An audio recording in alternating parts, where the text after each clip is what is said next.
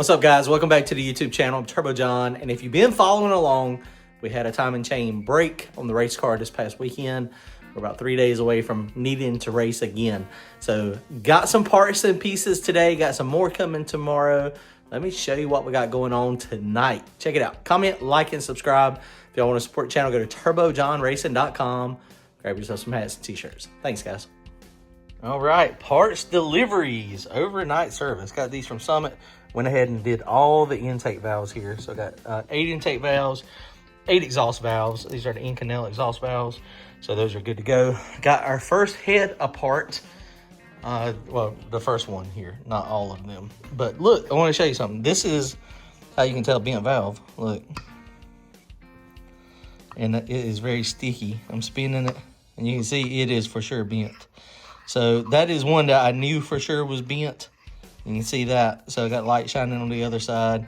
And now we're going to pull it out. We're going to have to lap a new one in. Hopefully it's not damaged the head and the seat, because I don't have a head and seat machine. Hopefully I can get by with lapping them in and getting them set. Like I said, all the exhaust valves had touched. Actually, that one didn't. But you can see that one right there did.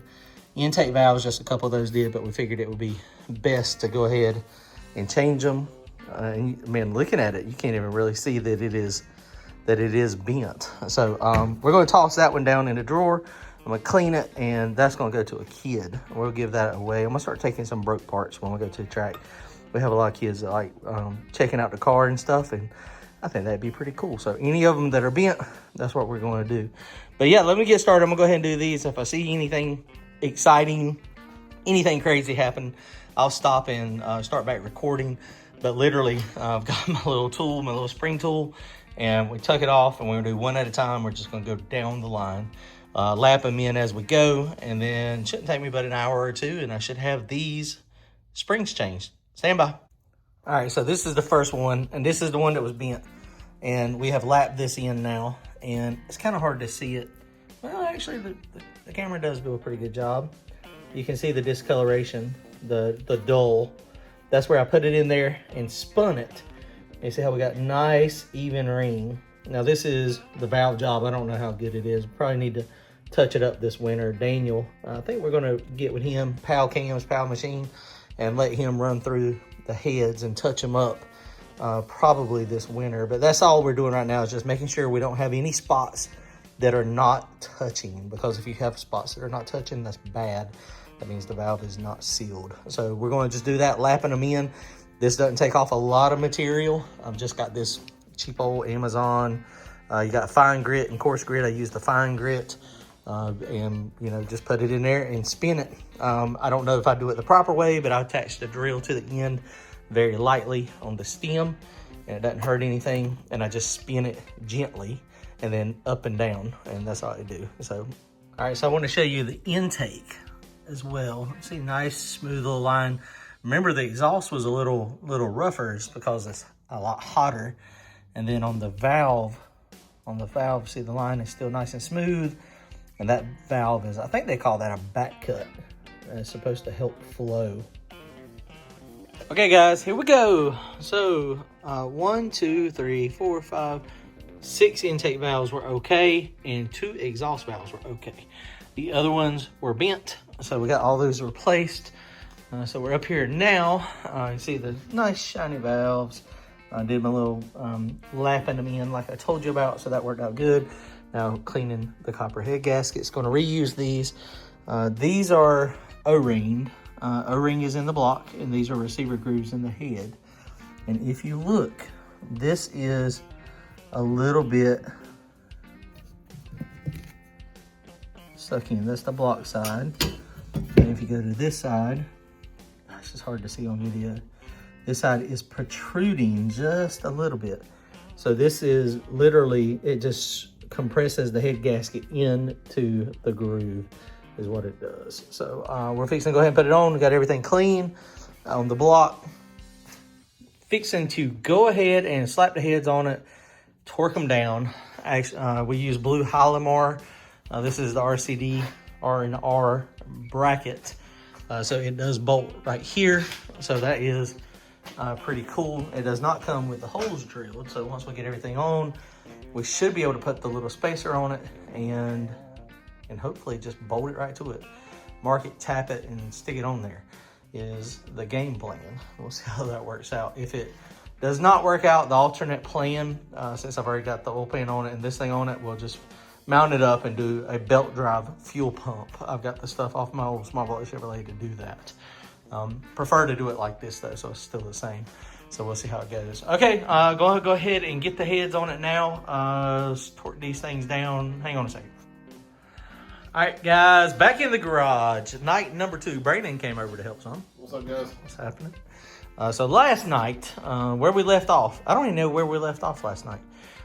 One head was on. My goal last night was to get both heads on, but apparently when we took it apart at the track, we lost a dowel pin. So I don't know about y'all, but when I'm trying to work on race car stuff, I have a set plan, like what I'm got to get done each night in order to make the race. So it is now Wednesday night, and this was supposed to be done last night.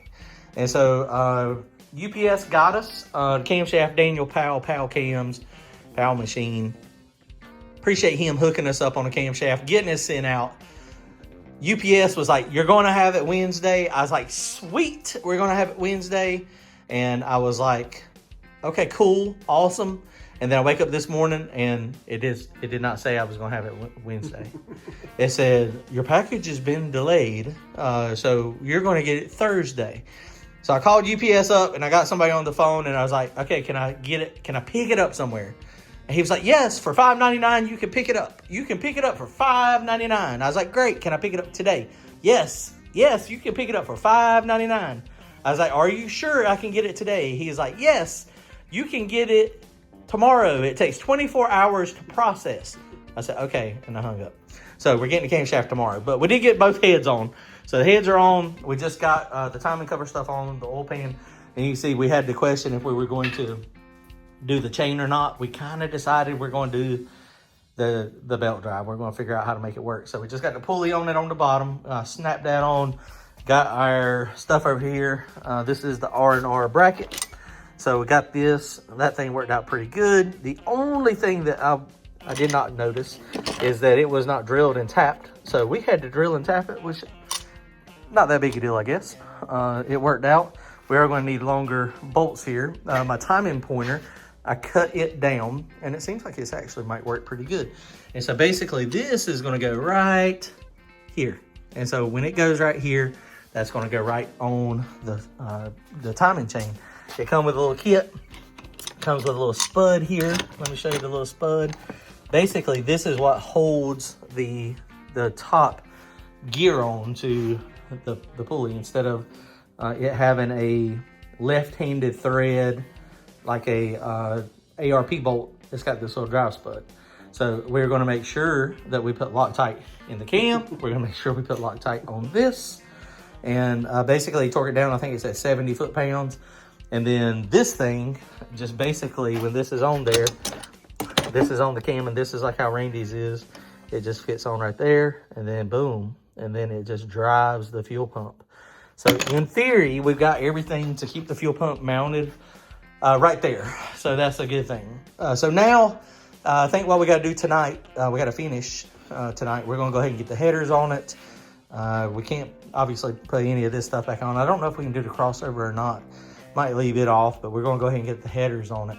And then tomorrow, when the camshaft comes in, we'll go ahead and slide the camshaft in it, reset all the timing, cam timing. I'm just going to put it dot to dot right now. We're not going to bother with degreeing it. Now, Daniel said he also tweaked the valve events a little bit. You know, a lot of people, they'll call a cam company and say, hey, I want you to do this cam, blah, blah, blah, blah, blah, blah. And, you know, and then the cam company says, well, I think you should probably do it like this. And they argue with them. Why are you arguing with a cam company? I mean, you're hiring a professional, right? Am I right? Does I mean this? They know better than you do. Yes, and so I mean, and everybody does it a little bit different. If you put your trust in somebody to build your motor, to build your cams, to set up your heads, most of the time you probably should just let them do it. I mean, you just let them do it, make the call, and do it. So that's what he's doing. Which the other cam worked great, but you know, anytime I gave him data, I told him what my back pressure was, my boost, my RPM. So he tweaked them. I have no idea what he tweaked. I don't care. He's the professional, right? I mean, he's the guy. So Daniel, I appreciate Daniel, Pal Cams, setting us up, hooking us up, getting us another camshaft real quick in a hurry. I tightened that limiter down to 1 hole, and I forgot to tighten this one down. Don't let me forget to change that tomorrow. So that limiter was on the 3rd hole, and that one was on the 1st. I saw that when I jacked it up the other night. I was like, oh, that might not have worked out so good. It might have been okay, but... Oh, actually, it might have been okay. That front left wheel would have been dangling. Oh, maybe it's a new setup. Front left wheel off the ground and front right wheel on the ground. And that way you can still steer. What do you think? Get in the comments. Let me know. Is that going to work? Brandon doesn't think it's going to work, but it might. All right, guys. We're going to get the headers on it. All right, guys. Headers and turbo kit is on. It is now the next day. Heads are on it. We're good. Brandon just got over here again, too. What's up? So he's helping out. But we got a delivery. Check it out. Pal Cams, Daniel Powell. Y'all go check him out on YouTube and Facebook. Woo, boy. We got us a camshaft. All right, guys. So here is the cam. Look, we got some custom engraving. I don't know if you can really see that. Turbo John. Wow, that's awesome. That's actually pretty cool, Daniel. That is awesome. It's engraved in. It probably should have said, don't forget Loctite right there somewhere as well, so that we don't have that failure again. Now this one is, I don't know what the difference is. Like this one is like a copper color, gold color. Some of them are that color, some of them are not. I don't know what all the difference is. But this is the cam, Pal Cams. He's got a custom grind. It's a little bit different on the lobe stuff, but I don't know what it is. Now I looked at the cam card, but I mean, it's just barely different. But he tweaked some stuff on it that he thinks will make it better. So I appreciate Daniel getting us a camshaft. This is a 3247 swap. Never run one of those, so instead of just a normal 4.7 swap, it's different.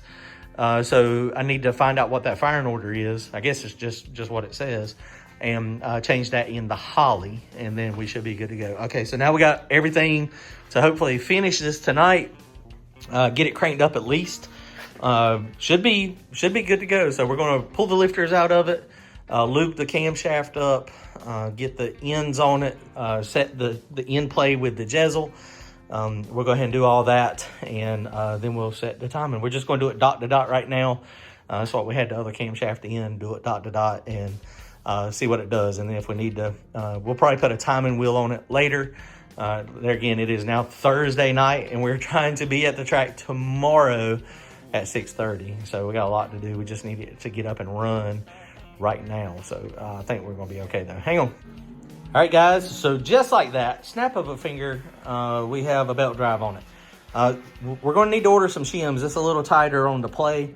My old Exodine setup on my small block had roller bearings. It seemed a little bit easier than the brass shims and the spacing. So we got to get some more shims, but we've got a little bit of play here now, so I think it's going to be fine. They say you want 8 to 12. I think we have like 7, which is kind of tight. But it is what it is. So we got this thing on. See, it's dot to dot down there, and we've already tightened these up, and we got just at 0. So we're not putting any advance in the camshaft now. So now all we got to do is slap the harmonic balancer on it. I am not going to beat it on with a hammer. I have a installer. If you don't have an installer, you need to buy one. It makes it super, super easy. Right here. I mean, it just makes it super easy. Roller bearing, it just goes right on. Now, you can heat the inside of that hub just a little bit, make it a little easier. I do normally do that just to get it a little better to slide on. So we're going to do that, stick it on, and then we're going to try to put the fuel pump on it. And you see, we didn't use the Jezel, and we used the little spud. That's left-hand thread, so that should drive the fuel pump. Stand by, hang on. I got Lucas oil. This is straight 50. We were just talking. We probably need to go ahead and convert this thing to 20 W50. So pouring it up, 8 quarts oil, put 1 quart in the filter. Got all the rockers on it. We're going to go ahead and prime it now before we get the valve covers on it. Just make sure everything's nice and primed. We did get this all mounted up and done. Obviously nothing fits. It's a race car. Race car stuff never fits. Isn't that right, Brandon? Directions. It never fits. So you always have to modify. So we ended up having to cut some of the shaft off of this little spacer to get it so it went far enough in. But all that's good. Got it all done. Harmonic balancer went on fine. We did, when we adjusted the rockers, we did it by hand. So we did not do it with the starter. So that's good. We did find a couple issues though. Where are those rockers? Oh, they're over here. So we're getting close to getting this thing ready. We went to adjust I did not catch this, but look at the tip. See how that thing, we went to adjust it, and I was like, why does it have so much lash? And there you go, that was number 4 intake. And then this one was number 1 exhaust. See how they're being up. Those are not supposed to be being up like that. And I imagine if they were aluminum rockers, they probably would have failed completely. The shafts are good, the cups are still good, so we got some stuff. I'm gonna get up with our guys at T&D, get up with Sheldon and see if they can sell just these, or I'm definitely gonna get some spares, because now we had 2 spares. The way these are, they're both 1.7. T&D rockers are awesome. But you have a left hand and a right hand. So I had 2 left hands and both of them are failed. So now we have no more spares left hands. And we've got 1 spare on the right. So I'm gonna get probably 3 more rockers, two more left hands and 1 more right hand, just so we can have some spares. I guess if we just don't break it, if we don't break any stuff, then I think we'll be okay. But yeah, so we're still struggling along. So it is now almost Friday. It's about 11:30. We're gonna be at the track in 16 hours. So we need to be there. Shakedown is at 6:30 Friday night. So we're fixing to prime it, and then we're gonna get the intake on it, and then we're gonna hook these lines up real fast, and we're gonna try to get it fired up tonight. We ain't gonna be able to let it run long, because by the time we do that, it'll probably be 1 o'clock in the morning. And so yeah, but we're making progress. Hang on. Okay, guys. Well, I don't know where we left off last time. I don't know where we left. Somewhere down there. Yeah, I don't think we had the rockers and all that stuff on. Maybe we did. Maybe we did have rockers. I can't remember. It is now Friday morning, 2:20. So Thursday night, and Chase is asleep. Kelly's asleep. The neighbors are asleep. But we just put fuel in it. We're fixing to prime it, and we're going to see if we can get it to bang off real fast. Now, potentially, hopefully not. I hadn't had it happen in a long time. But sometimes if you get the distributor 180 degrees out, you get a big bang. Like, poof! Like big... I don't know if we should try to crank it now or not. Because We're going to have the police over here. Gunshots. It could be a big bang. Normally, I'm pretty good about stabbing that cam sinking in the right spot. But that doesn't mean anything. We'll square it with some brake cleaning. We'll prime it up, see... Let's just hit it real fast and see if we get fuel pressure, oil pressure. We did prime the oil pump, so we got a little bit of oil coming to the top, but not much, because my drill, I couldn't find my 90-degree adapter. So, but we did get some, because we ended up not having the turbo feed hooked up, and we got a bunch of oil on the floor. So, yeah, let's see if we can crank it up real fast. Getting loose, or something come back loose.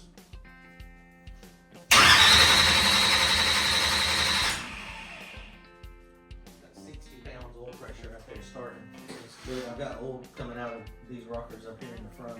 You got any oil coming out on that side at all?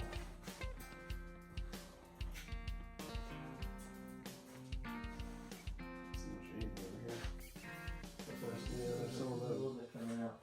We can't let it run but a second without the valve covers on it. It's spraying this shit everywhere. It's spraying all over. Let's see.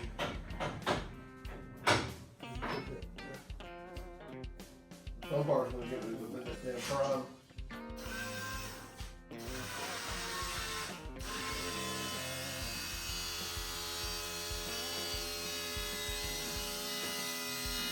See leaks?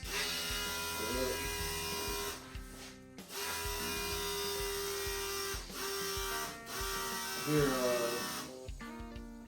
That's pushing the air. okay. Pull the cap off, and there should be a little bit of fuel coming out of this return line in the top of the tank right here.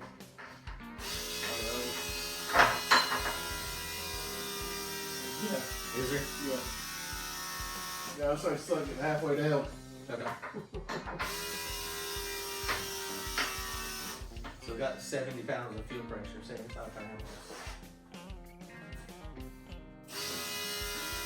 Alright, see if it starts. If it starts, I'm gonna just shut it right off. Okay. Make sure there ain't nothing gonna hit that belt or anything, is it? Everything looks like it's away from the I belt. don't see anything that can touch it.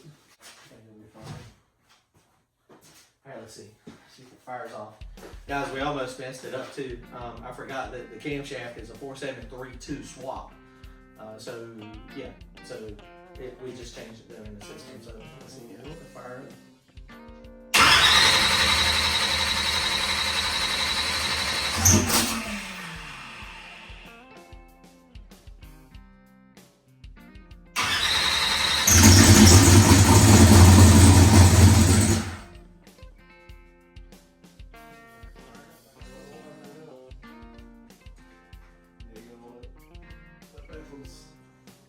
These two don't have much on the rest. Okay.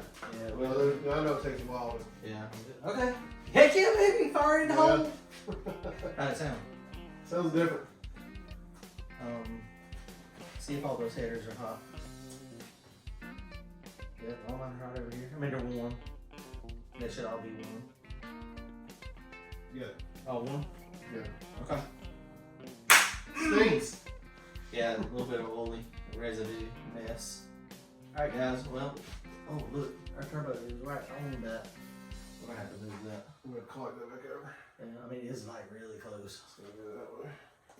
Alright guys, fire in the hole, baby. We're gonna be leaving in about 12 hours. And at some point we gotta sleep. We gotta sleep. What time is it? 12, what time is it? 2:30? 2:36. 2:30 Friday morning. Fire in the hole. I mean, I can't let it run long. Chase is asleep. Kelly, all the neighbors. So, all right, guys, appreciate it, Brandon. It was fun. We got it fired up, baby. Let's go. Comment, like, and subscribe. We're going racing this weekend.